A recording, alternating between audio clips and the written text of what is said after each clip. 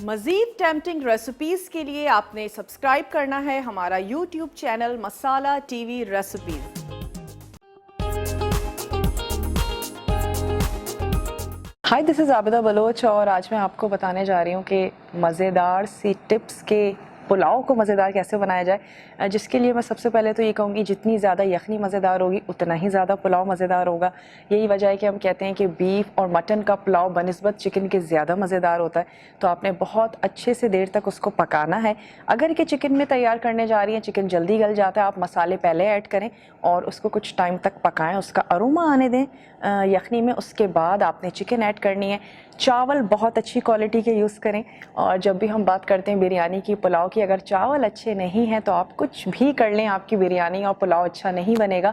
तो बहुत ही अच्छे से मज़ेदार से खुशबूदार से राइस आप उसमें ऐड करें तो आपका जो पुलाव है वो बहुत ही अच्छा सा बनेगा, मज़ेदार सा बनेगा। Thank you so much.